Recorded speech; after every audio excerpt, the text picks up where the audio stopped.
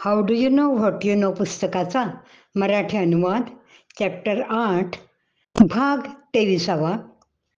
ज्ञान संपादन, वैचारिक क्षमतेचा विस्तार. ज्ञान संपादन करणे म्हणजे काय? ज्ञान संपादन करणे म्हणजे आपला दृष्टिकोन बदलणे. नुसती उत्तरे शिकणे नव्हे. शिक्षक किंवा शाळा माहिती देतात, गुरु एखाद्याचा दृष्टिकोन बदलतो. सामान्य ज्ञान म्हणजे माहितीचं भांडार. उदाहरणार्थ, केनियाची राजधानी कोणती, मॉरिशसची भाषा कोणती, ऑस्ट्रेलिया मोठ्या प्रमाणात काय निर्यात करते. ज्या माणसांना राजकारणाची किंवा भूगोलाची किंवा अर्थशास्त्राची खडानखडा माहिती आहे, त्यांच्या ज्ञानाने आपण भारावून जातो. परंतु ज्ञान म्हणजे फक्त ते नाही. ज्ञान संपादन करणे म्हणजे स्थितीत किंवा पातळीत बदल करणे. ज्या माणसांना शिकायचं असतं त्यांना ज्ञानाची हमी हवी असते. त्यांना विशिष्ट जाणून घ्यायचं असतं. त्यांची अपेक्षा असते की गुरु ते शिकवतील. भगवद्गीतेच्या चॅप्टर 3 मध्ये अर्जुन कृष्णाला विचारतो, तू मला निष्कर्ष सांग, ज्ञान अधिक चांगलं की कृती? त्याला खास उत्तर अपेक्षित असतं. नव्हे, त्याची खात्रीच असते की उत्तर ज्ञान किंवा कृती हेच असेल. तो त्याच्या गुरुचं ज्ञान 2 उत्तरात संकुचित करीत असतो. परंतु कृष्ण मर्यादित नसतो. कृष्णाचा कार्यभाग केवळ अर्जुनाला उत्तर देणं नसून अर्जुनाची पातळी बदलणं हा होता. जेव्हा अर्जुन सगळं उच्च स्तरावरून बघू लागतो, प्रश्न आणि उत्तर दोन्ही विरघळून जातात.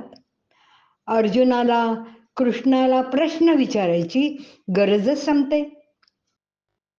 खरं ज्ञान म्हणजे माहिती गोळा करणं नाही, परंतु अज्ञान नाहीसं करणं.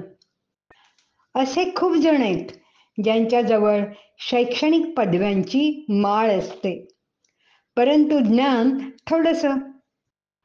प्रत्येक PhD धारक काही जाणकार हुशार नसतो. गुगलला सर्व माहिती असते, परंतु त्याला बिझनेस करता येईल का?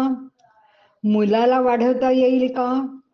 भरपूर माहिती असणं हे कॉकटेल पार्टीत गप्पा मारून भाव खायला चांगलं, परंतु ज्ञान हे आयुष्य जगताना आवश्यक. माहिती ही संग्रहित असते. ज्ञान हे स्पष्ट दृष्टिकोन, सुसंगता देऊन माहितीचं रूपांतर आचरणात करते. आपले डोकं म्हणजे एका जुन्या वाड्यासारखं आहे. त्यात भरपूर अद्भुत वस्तू आहेत, तशाच भंगार वस्तू पण आहेत. हा वाडा गेल्या 30, 40, 50 वर्षात स्वच्छच केला नाही. प्रत्येक जुनी वस्तू फेकून द्यायची नसते. चांगल्या वस्तू चांगल्या स्थितीत राहण्यासाठी आणि उपयुक्त ठरण्यासाठी टाकाऊ वस्तूंपासून वेगळ्या ठेवायला हव्यात.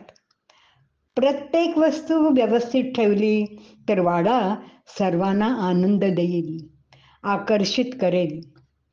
नवीन वस्तू आणायला हव्यात, परंतु ज्या मनात येतील त्या नव्हेत, तर विचारपूर्वक ठरवून आणणे अत्यावश्यक आहे.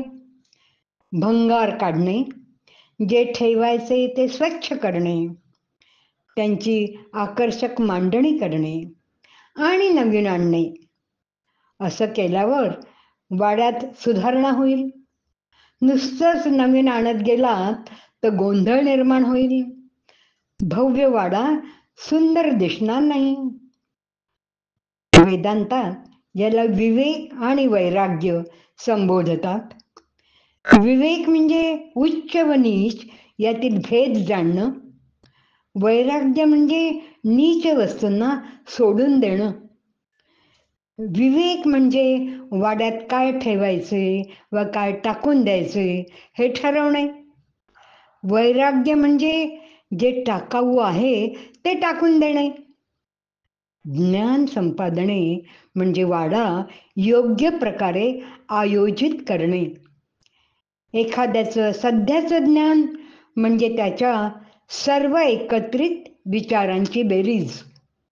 ज्ञान संपादन करणे म्हणजे या विचारांचं पुनरावलोकन, बदल आणि संयोजन करणे.